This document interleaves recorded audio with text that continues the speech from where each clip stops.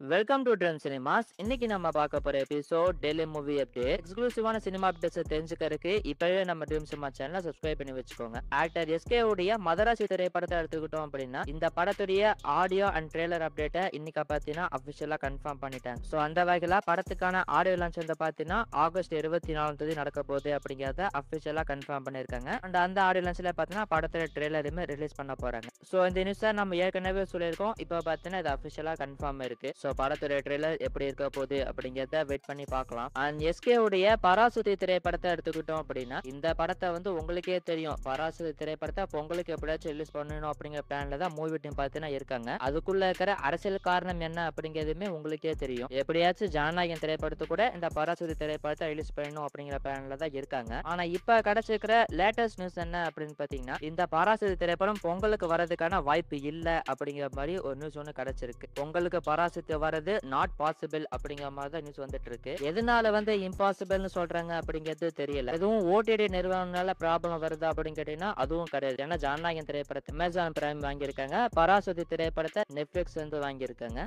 So அப்படி இருக்கும்போது OTT நிறுவனங்களாலையும் எந்த பிரச்சனையும் கிடையாது. அப்படி இருக்கும்போது எதனால பராசுதி திரைப்படம் வரதுக்கான வாய்ப்பு இல்லை அப்படின்னு சொல்றாங்கன்னு தெரியல. ஸோ இதை பத்தி நீங்க என்ன நினைக்கிறீங்க அப்படிங்கிறத கமெண்ட் செக்ஷன்ல சொல்லுங்க. நேற்று தான் பார்த்தீங்கன்னா பிரதீப் ரங்கநாதனுடைய எல்லைக்கே திரைப்படம் அக்டோபர் 17 தீபாவளிக்கு ரிலீஸ் ஆக போகுது அப்படிங்கிற மாதிரி அபிஷியலா கன்ஃபார்ம் பண்ணியிருந்தாங்க. ஸோ இன்னைக்கே பார்த்தீங்கன்னா டியூட் டீமும் வந்து அகைன் வந்து கன்ஃபார்ம் பண்ணியிருக்காங்க. நாங்களும் தீபாவளிக்கு தான் வரோம் அப்படிங்கிற மாதிரி கன்ஃபார்ம் பண்ணியிருக்காங்க. ஸோ அப்போ அந்த வருஷம் தீபாவளிக்கு பிரதீப் ரங்கநாதனுடைய 2 திரைப்படமே வரப்போகுதுன்னு நினைக்கிறேங்க. ஏன்னா 2 திரைப்படமே அபிஷியலா கன்ஃபார்ம் பண்ணியிருக்காங்க. ஆனால் கண்டிப்பா பார்த்தீங்கன்னா அதுக்கான வாய்ப்பு அப்படிங்கிறது ரொம்ப ரொம்ப கம்மி தான். 2 திரைப்படமே ஒன்னா ரிலீஸ் ஆகிறதுக்கான வாய்ப்பே கிடையாது. ஏதாச்சும் ஒரு திரைப்படத்தை ரிலீஸ் பண்ணுவாங்க. கண்டிப்பா எல்ஐகேவோ அல்லது டியூடோ ஏதாச்சும் ஒரு திரைப்படத்தை போஸ்ட்போன் பண்ணி வைக்கிறதுக்கான வாய்ப்புகள் தான் இருக்குன்னு நினைக்கிறேன். அண்ட் கூடுதலா இன்னைக்கு வந்து பாத்தீங்கன்னா டியூட் டீம் வந்துட்டு இந்த படத்துக்கான தமிழ்நாடு தியேட்டருக்கு கிடைச்ச ரோமே பிக்சர்ஸ் தான் வாங்கியிருக்காங்க அப்படிங்கிறதுமே அபிஷியலா கன்ஃபார்ம் பண்ணியிருக்காங்க. ஸோ இந்த அளவுக்கு கன்ஃபார்ம் பண்றாங்கன்னா அப்ப 2 திரைப்படமே தீபாவளிக்கு வரப்போதா அப்படிங்கிறது தெரியல. எனக்கு தெரிஞ்சதுக்கான வாய்ப்பு அப்படிங்கிறது ரொம்ப ரொம்ப கம்மி தான். ஏதாச்சும் ஒரு திரைப்படம் தான் பார்த்தீங்கன்னா தீபாவளிக்கு வரும்னு நினைக்கிறேன். ஸோ இதை பத்தி நீங்க என்ன நினைக்கிறீங்க அப்படிங்கிறத கமெண்ட் செக்ஷன்ல சொல்லுங்க. ஸோ இன்னைக்கு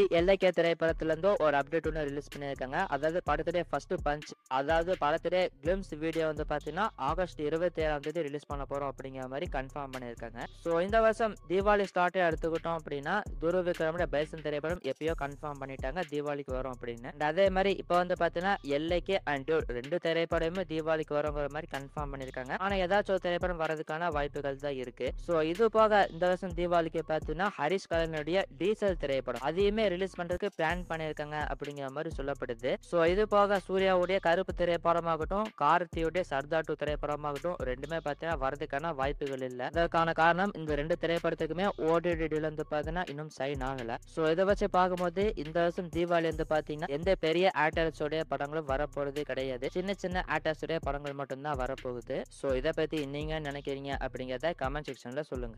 ஆக்டர் ரவி மோகன் அவர்களை எடுத்துக்கிட்டோம் அப்படின்னா உங்க எல்லாருக்குமே தெரியும், ரவி மோகன் ஸ்டுடியோஸ் அப்படின்னு சொல்லிட்டு ஒரு ப்ரொடக்ஷன் கம்பெனி ஸ்டார்ட் பண்ணிருக்காரு. அண்ட் அதுல அவர் ஃபர்ஸ்ட் நடிக்க போற புரோக்கோ திரைப்படம் அந்த படத்தை வந்து ப்ரொடியூஸ் பண்ண போறாரு. ஸோ இது போக ரவி மோகன் ஸ்டுடியோஸ் பத்தி கூடுதலா இன்னொரு தகவலுமே கிடைச்சிருக்கு. ஸோ அந்த வகையில அவங்க அடுத்தடுத்து ப்ரொடியூஸ் பண்ண போற 2 ப்ராஜெக்டை சீக்கிரமா கன்ஃபார்ம் பண்ண போறாங்க அப்படிங்கிற மாதிரி சொல்லப்படுது. ஸோ அது எப்ப கன்ஃபார்ம் பண்ண போறாங்க அப்படிங்கிறது தெரியல. மேபி நெக்ஸ்ட் மந்த்ல அனௌன்ஸ்மெண்ட் வரலாம்னு நினைக்கிறேன். ஸோ அதுல ஒரு ப்ராஜெக்ட் வந்து பாத்தீங்கன்னா ரவி மோகன் ஃபர்ஸ்ட் டைரக்ஷன் பண்ண போற திரைப்படம். நம்ம ஏற்கனவே சொல்லியிருந்தோம் யோகி பாபு வச்சு அவர் படம் டைரக்ஷன் பண்ண போறாரு அப்படிங்கிறத சொல்லியிருந்தோம். ஸோ அந்த ப்ராஜெக்ட் ஒன்று. இன்னொரு ப்ராஜெக்ட் வந்து பாத்தீங்கன்னா அதை பத்தி எந்த ஒரு நியூஸுமே இப்போதைக்கு வந்து கிளியரா கிடைக்கல. ஸோ இந்த ரவி மோகன் யோகி பாபு காம்போ ப்ராஜெக்ட் எடுத்துக்கிட்டோம் அப்படின்னா இந்த படத்துக்கான ஷூட்டிங் வந்து இந்த எண்டுல டிசம்பர் மந்த்ல இருந்து ஸ்டார்ட் பண்ண போறாங்க அப்படிங்கிற மாதிரி ஒரு நியூஸ் ஒன்று கிடைச்சிருக்கு. ஸோ இப்போ பார்த்தீங்கன்னா இந்த ப்ராஜெக்ட்கான போட்டோ ஷூட் ஒர்க் எல்லாமே கம்ப்ளீட் பண்ணிட்டாங்க அப்படிங்கிற மாதிரி ஒரு நியூஸ் கிடைச்சிருக்கு. ஸோ இந்த ப்ராஜெக்ட்கான அபிஷியல் அனௌன்ஸ்மெண்ட் வந்து பார்த்தீங்கன்னா நெக்ஸ்ட் மந்த் ஃபர்ஸ்ட் வீக்ல நம்ம எதிர்பார்க்கலாம் அப்படிங்கிற மாதிரி சொல்லப்படுது. ஸோ இதுக்கான அபிஷியல் அனௌன்ஸ்மெண்ட் இது வருது அப்படிங்கிறத வெயிட் பண்ணி பார்ப்போம். ஆக்டர் கார்த்தியுடைய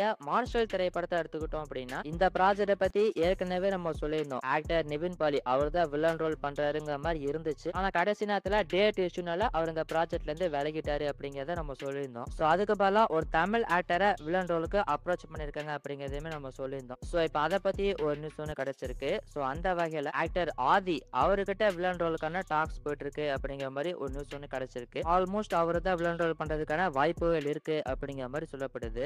சோ இது போக இந்த ப்ராஜெக்ட் வந்து பாத்தீங்கன்னா ஒரு குயிக்கா முடியற மாதிரி ப்ராஜெக்டா இருக்கும் அப்படிங்கிற மாதிரி தான் ஸ்டார்ட் பண்ணாங்க. நம்ம கூட சொல்லியிருந்தோம். ஒரு 3 மாசத்துக்குள்ள இந்த படத்தோட ஷூட்டிங்க கம்ப்ளீட் பண்ணிருவாங்க அப்படிங்கிற மாதிரி நியூஸ் வந்திருந்தது. ஆனா இப்ப கிடைச்சிருக்கிற லேட்டஸ்ட் நியூஸ் என்ன அப்படின்னு பாத்தீங்கன்னா, படத்துக்கான அந்த ஷூட் ஷெட்யூல் வந்து இன்னும் லாங் பண்ணிருக்காங்க அப்படிங்கிற மாதிரி நியூஸ் கிடைச்சிருக்கு. ஒரு 180 நாள் ஷெட்யூல் போட்டிருக்காங்க அப்படிங்கிற மாதிரி ஒரு நியூஸ் கிடைச்சிருக்கு. சோ எதனால இவ்வளவு பெரிய ஷெட்யூல் போட்டிருக்காங்க அப்படின்னு பார்க்கும்போது, நாம ஏற்கனவே சொல்லியிருந்தோம் இந்த ப்ராஜெக்ட் வந்து பார்ட் 1 பார்ட் 2 அப்படின்னு தான் எடுக்க போறாங்க. சோ அதனால இந்த படத்துடைய இந்த 2 பார்ட்டையுமே சேர்த்து எடுத்துடலாம் அப்படிங்கிற மாதிரி பிளான் பண்ணிக்கிறதா சொல்லப்படுது. சோ அதனால தான் இந்த ஷூட்டிங்கான ஷெட்யூல் வந்து இவங்க லாங் பண்ணிருக்காங்க. சோ இது போக இந்த மார்ஷல் திரைப்படத்துல வந்து பாத்தீங்கன்னா நிறைய விஎஃப்எக்ஸ் சம்பந்தப்பட்ட காட்சிகளும் இருக்க போகுதுங்கிற மாதிரி சொல்லப்படுது. சோ அந்த வகையில படத்தோட பட்ஜெட்மே வந்து ஒரு பெரிய பட்ஜெட்டா இருக்கும் அப்படிங்கிற மாதிரி சொல்லப்படுது. சோ இந்த மார்ஷல் திரைப்படம் தான் நம்ம கார்த்தியோடைய கரியர்லயே ஒரு பிக் ப்ராஜெக்டா இருக்குங்கிற மாதிரி சொல்லப்படுது. சோ இதை பத்தி நீங்க என்ன நினைக்கிறீங்க அப்படிங்கறத கமெண்ட் செக்ஷன்ல சொல்லுங்க. ஆக்டர் சியான் விக்ரமாவில் எடுத்துக்கிட்டோம் அப்படின்னா அவர் நடிக்க போற திரைப்படம் வந்து சியான் 65. சோ இந்த படத்துடைய பூஜை போட்டதோட ஷூட்டிங் வந்து பாத்தீங்கன்னா இன்னும் ஸ்டார்ட் பண்ணல. சோ இப்ப கிடைச்சிருக்கிற லேட்டஸ்ட் நியூஸ் என்ன அப்படின்னு பாத்தீங்கன்னா, படத்துக்கான ஷூட்டிங் வந்து செப்டம்பர் மந்த், அதாவது அடுத்த மாசம் மிடில் இருந்து ஸ்டார்ட் பண்றதுக்கு பிளான் பண்ணிருக்காங்க அப்படிங்கிற மாதிரி நியூஸ் கிடைச்சிருக்கு. சோ இது போக சியான் விக்ரமா பத்தி கூடுதலா இன்னொரு தகவலுமே கிடைச்சிருக்கு. ஆனா அது கன்ஃபார்ம்டா அப்படிங்கிறது தெரியல. அதாவது ஆக்டர் பிருத்திவிராஜ் வந்து பாத்தீங்கன்னா ஐயப்பன் அப்படிங்கிற ஒரு படத்தில் நடிக்க போறாரு. சோ அந்த படத்துல ஒரு இம்பார்ட்டன்ட் ரோல் பண்றதுக்காக ஆக்டர் சியான் விக்ரமா அப்ரோச் பண்ணிருக்காங்க. அதுக்கான டாக்ஸ் போயிட்டு இருக்கு அப்படிங்கிற மாதிரி ஒரு நியூஸ் ஒன்று கிடைச்சிருக்கு. ஆனா இது இப்போதைக்கு கன்ஃபார்ம்டா அப்படிங்கிறது தெரியல. சோ இதுக்கு மாதிரி பிருத்திவிராஜும் சியானுக்கும் சேர்ந்து நடிச்ச படம் வந்து ராவணன். சோ ஒருவேளை இந்த ப்ராஜெக்ட்டுக்கு சியான் விக்ரம் ஒத்துக்கிட்டாரு அப்படின்னா ராவணன் திரைப்படத்துக்கு அப்புறமா இவங்க 2 பேரும் சேர்ந்து ஒர்க் பண்ற படம் வந்து இந்த ஐயப்பன் திரைப்படமா தான் இருக்கும். சோ என்ன பண்ண போறாங்க அப்படிங்கறத வெயிட் பண்ணி பார்ப்போம். ஆக்டர் ஏகே உடைய AK-64 திரைப்படத்தை எடுத்துக்கிட்டோம் அப்படின்னா, இந்த ப்ராஜெக்ட்டை பத்தி ஏற்கனவே நம்ம சொல்லியிருந்தோம். ஆக்டர் மோகன்லால் கிட்ட இவங்க டாக்ஸ் பண்ணிட்டு இருக்காங்க. ஒரு முக்கியமான ரோல் பண்றதுக்காக மோகன்லால அப்ரோச் பண்ணிருக்காங்க அப்படின்னு சார் நம்ம ஏற்கனவே சொல்லியிருந்தோம். சோ இப்ப அதை பத்தி லேட்டஸ்டா கிடைச்சிருக்கிற ஒரு நியூஸ் என்ன அப்படின்னு பாத்தீங்கன்னா, மோகன்லால் வந்துட்டு அந்த ரோல் பண்றதுக்காக ஓகே பண்ணிட்டாரு. சோ இப்ப ஃபைனலா சேலரிக்கா நெகோசியேஷன்ஸ் எல்லாம் போயிட்டு இருக்கிறதா சொல்லப்படுது. சோ அந்த வகையில இந்த AK-64 திரைப்படத்துல மோகன்லால் வந்து கன்ஃபார்மா நடிக்க போறாரு அப்படிங்கிற மாதிரி சொல்லிட்டு இருக்காங்க. ஆனா இந்த நியூஸ் வந்து பார்த்தா இப்போதைக்கு கன்ஃபார்ம்டு கிடையாது. முழுக்க ஒரு ரூமர் தான். சோ எதனால இது ரூமர் அப்படின்னு நான் சொல்றேன்னு பாத்தீங்கன்னா, இப்போ மோகன்லால் வந்து பாத்தீங்கன்னா திருஷ்யம் 3 ப்ராஜெக்ட் ஸ்டார்ட் பண்ண போறாரு. இந்த படத்துக்கான ஷூட்டிங்க செப்டம்பர் 18ஆம் தேதி ஸ்டார்ட் பண்ண போறாங்க அப்படின்னு சார் ஏற்கனவே நம்ம சொல்லியிருந்தோம். சோ அந்த ப்ராஜெக்ட் வந்து ஒரு முக்கியமான ப்ராஜெக்ட். சோ திருஷ்யம் 3ல இருந்து AK-64 திரைப்படத்துல அவர் நடிக்க வருவாரா அப்படிங்கிறது ஒரு டவுட் தான். சோ அதனால இந்த நியூஸ் வந்து பாத்தீங்கன்னா இப்போதைக்கு கன்ஃபார்ம்டு கிடையாது, ஒரு ரூமர் தான். சோ இந்த AK-64 திரைப்படத்துக்கான அனௌன்ஸ்மெண்ட்டை பொறுத்த வரைக்கும் நம்ம ஏற்கனவே சொல்லியிருந்தோம் ஆகஸ்ட் லாஸ்ட் வீக்ல வரதுக்கான வாய்ப்பு இருக்குங்கிறத சொல்லியிருந்தோம். ஆனா இப்போ வரைக்குமே அப்டேட் வருமா வராதா அப்படிங்கிற கேள்வியில தான் போயிட்டு இருக்கு.